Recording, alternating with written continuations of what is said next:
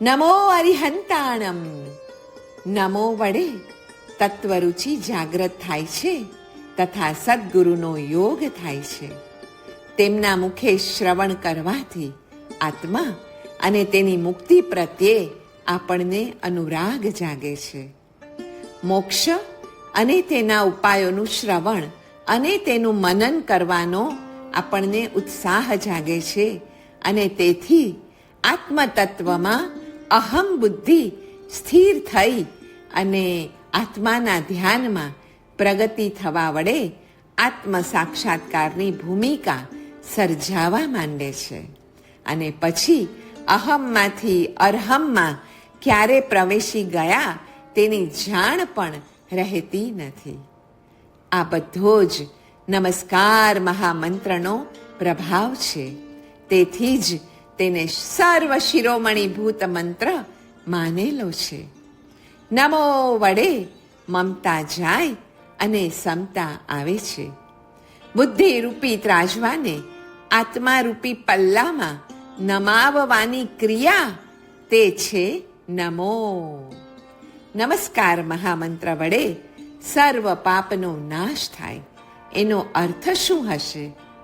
અરે એનો અર્થ છે કે અનર્થકારી એવી પૂતગલની મમતાનો એનાથી નાશ થાય છે. પુણ્ય શરીરને ઉત્પન્ન કરી તેનું પાલન પોષણ વર્ધન કરી આત્મહંસમાં આપણને વિશ્રાંતિ કરાવનાર જો કંઈ સરળ સાધન હોય તો તે ઈષ્ટની નમસ્કૃતિ જ છે. આ નમો એ શેનો મંત્ર છે? નમો એ જ્ઞાન દર્શન ચારિત્રનો મંત્ર છે. નમો એ દેવ ગુરુ ધર્મની ભક્તિનો મંત્ર છે. તે મન પ્રાણ અને ઇન્દ્રિયને વશ રાખવાનો મંત્ર છે. તે રાગ દ્વેષ અને મોહને જીતવાનો મંત્ર છે.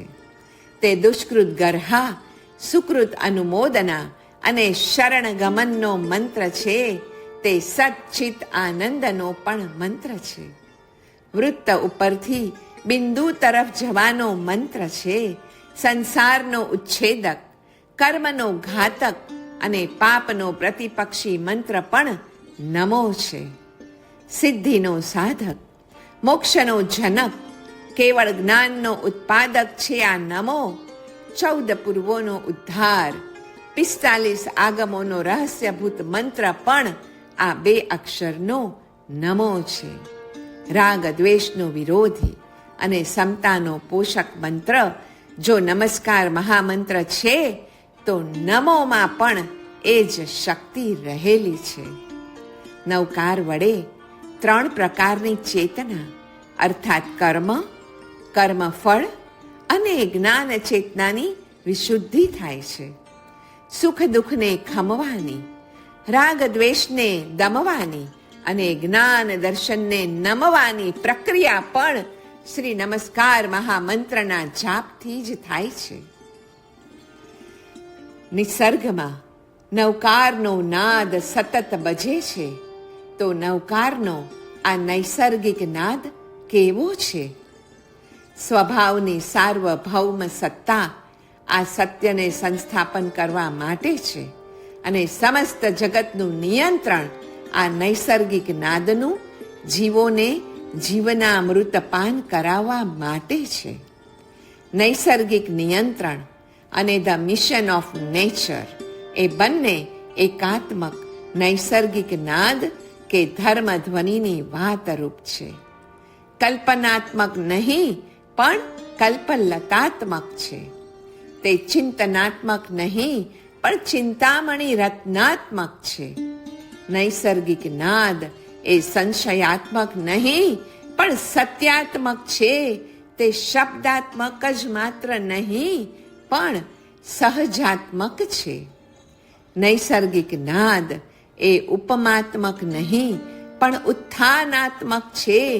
તે વિચારાત્મક નહીં પણ વિકાસાત્મક છે. નૈસર્ગિક નાદ પ્રબોધાત્મક નહીં પણ પ્રમોદાત્મક છે. તે ભાવનાત્મક નહીં પણ ભાવાત્મક છે. આમ નવકાર તો મનનું મન છે, આરાધનામય જીવન છે. શ્રી નમસ્કાર મહામંત્ર આપણા સૌનું પરમ આલંબન બની રહો. ઈષ્ટ એટલે ઈચ્છાનો વિષય અને તેની પૂર્તિ કરાવનાર છે શ્રી પંચ પરમેષ્ઠી ભગવંતો.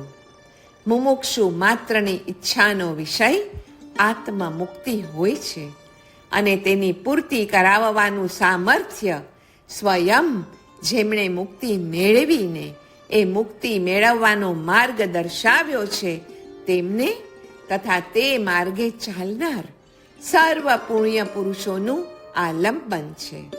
એ આલંબન શ્રી નમસ્કાર મહામંત્ર પૂરું પાડે છે. તેથી જ તેને ત્રિકરણ યોગે મનથી, વચનથી, કાયાથી સમર્પણ કરવું, સમર્પિત થઈ જવું એ જ એક વિવેકી એવા માનવ જન્મનું પરમ ફળ છે. નવકારમાં માંગવાનું નથી, અરે એમાં શોધવાનું પણ નથી, માટે તેમાં માત્ર ખખડાવાનું છે. જેને નમસ્કાર મંત્ર મળ્યો છે તેને મોક્ષ માર્ગ, બોધિ, સમાધિ અને સિદ્ધિ હથેળીમાં છે. સંસારમાં પણ તે જીવ સદગતિની પરંપરા વડે ઉત્તરોત્તર પરમ ઉન્નતિ સાધે છે. નમનાર માંગતો નથી, નમનાર શોધતો પણ નથી, નમનાર તો માત્ર ખખડાવે છે અને તેને ન ચિંતવેલું ન ઈચ્છેલું પણ સહેજે આવીને મળે છે. ક્યારેય કાંઈ ન માંગો અને સર્વસ્વ મળશે. આઈ રિપીટ, ક્યારેય કાંઈ ન માંગો અને સર્વસ્વ મળશે. કારણ કે સર્વસ્વ આપવાથી સર્વસ્વ મળે પણ છે. નમસ્કારમાં મન, વચન અને કાયા એમ ત્રણેયનું સંપૂર્ણ દાન છે. નવકાર એટલે જ સર્વશ્રેષ્ઠ પ્રાર્થના છે, સર્વશ્રેષ્ઠ પ્રત્યે પ્રાર્થના છે અને સર્વશ્રેષ્ઠ થવા માટેની પ્રાર્થના છે. નમો એટલે ગુણરાગનું પ્રતીક, જે અંતરાત્મ ભાવને લાવનાર છે. ઓમ નમઃ સિદ્ધમ એ પણ એક મંત્ર છે. એ મંત્રનું મહાત્મ્ય અનૂપ છે. સમગ્ર વિશ્વ ઉપર અષ્ટકર્મ જીતનારાઓનું જ શાસન ચાલે છે, અર્થાત સિદ્ધ ભગવંતોનું. અને તે સત્ય સૂચવનાર મંત્ર છે ઓમ નમઃ સિદ્ધમ. સિદ્ધોને નમીને જ તીર્થંકરો પણ દીક્ષા લે છે અને તેઓ તીર્થને નમીને જ દેશના આપે છે. સિદ્ધ એ આત્માનું શુદ્ધ સ્વરૂપ છે અને તીર્થ એ શુદ્ધ અર્થાત સિદ્ધ સ્વરૂપને પામવાનો માર્ગ છે. એટલે જ તીર્થ એનું અટન કરવાની આજ્ઞા છે.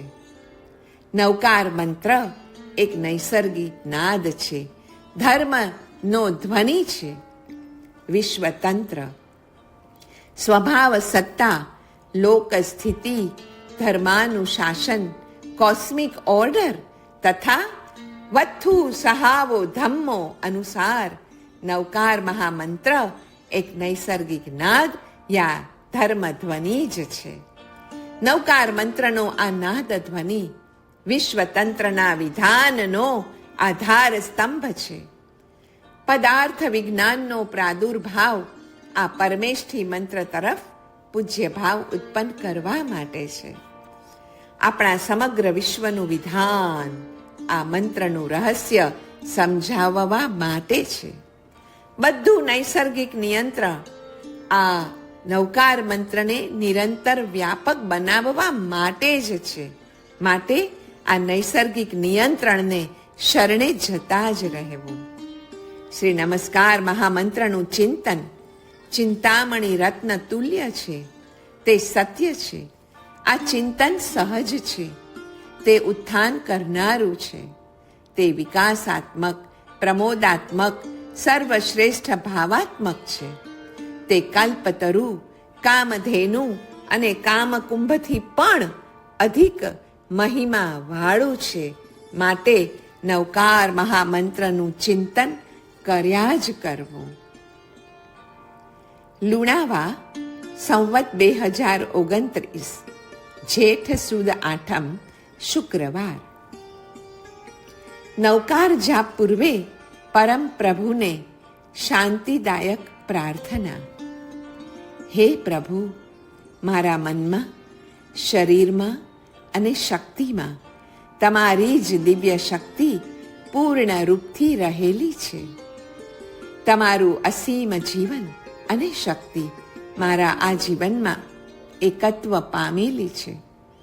તમારું સર્જેલું મન મારામાં વ્યાપ્ત છે.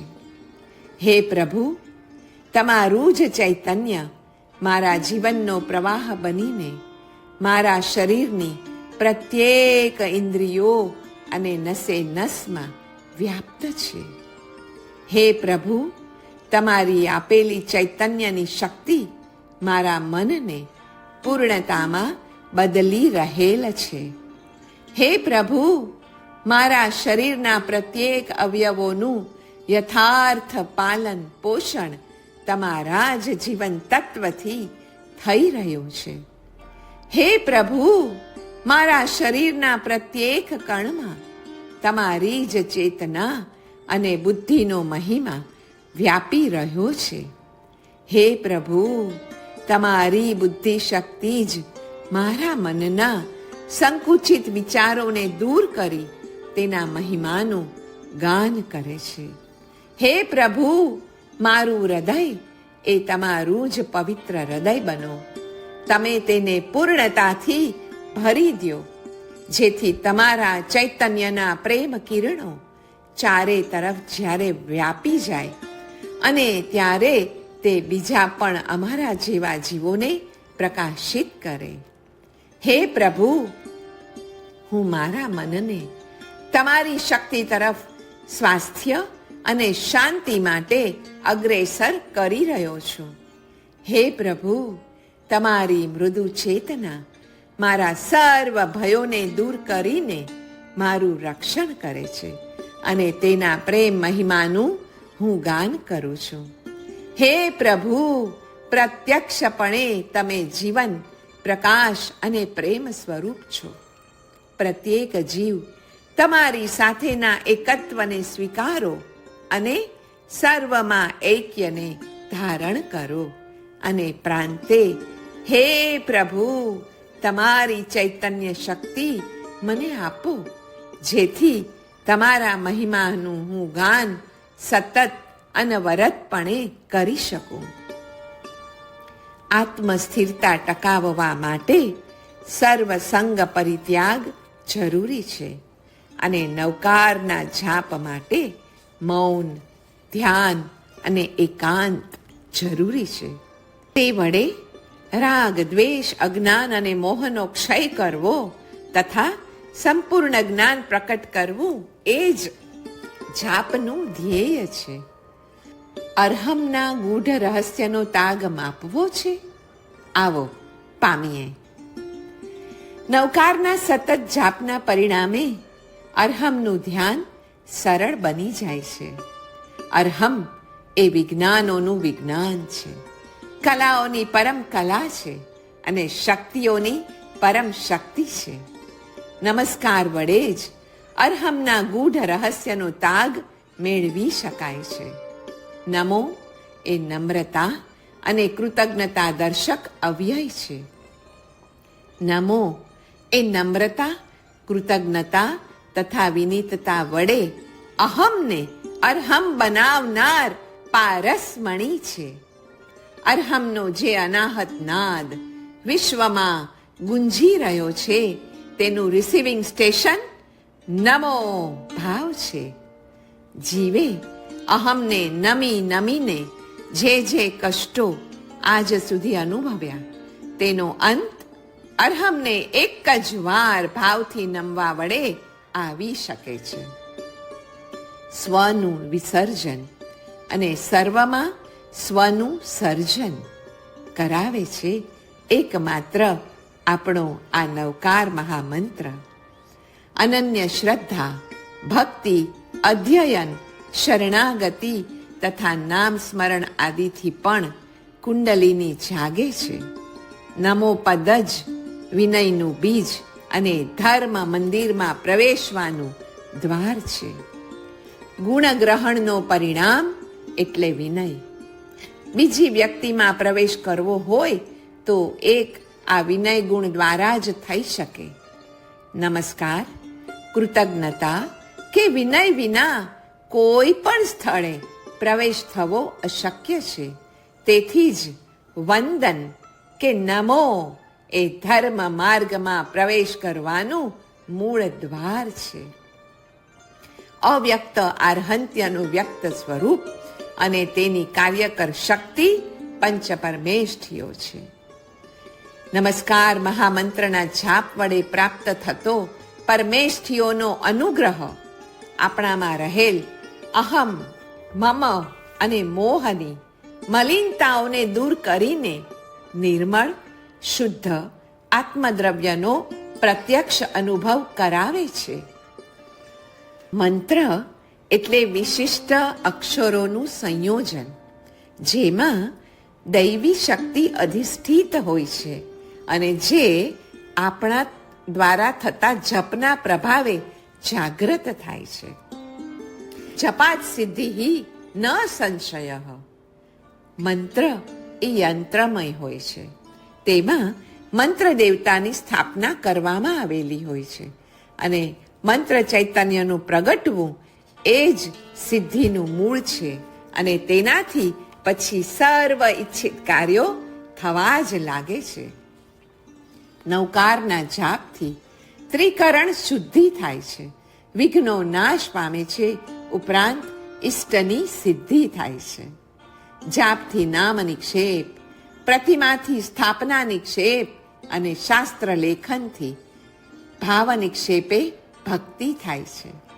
અનુમોદનાથી કર્તવ્ય બુદ્ધિ, ઉપાદેય બુદ્ધિ આપણી સ્થિર થાય છે અને દુષ્કૃત ગરહાથી પાપમાં હેય બુદ્ધિ અને શરણ ગમનથી બીજાઓમાં આધાર બુદ્ધિ છૂટી જઈને અરિહંત આદિમાં ત્રાણ, શરણ અને આપણી આધાર બુદ્ધિ સ્થિર થઈ જાય છે.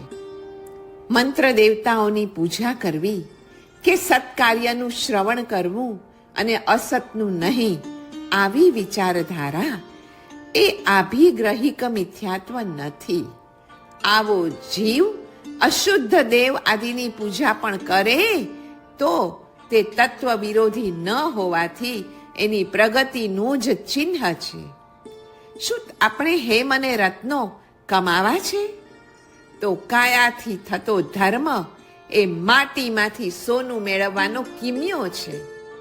આ કાયાથી થતો ધર્મ અને કાયાથી થતો નમસ્કાર મહામંત્રનો જાપ એ માટીમાંથી સોનું મેળવવાનો કિમિયો છે અને મનમાં થતા શુભ વિચારો અને ભાવોથી થતો જાપ એ તો રેતીમાંથી રત્નો ઉપાર્જન કરવાનો મહાવ્યાપાર છે. આવો એ વ્યાપારમાંથી કદી પણ ઊભા ન રહીએ અને એને સતત ચાલુ રાખીએ.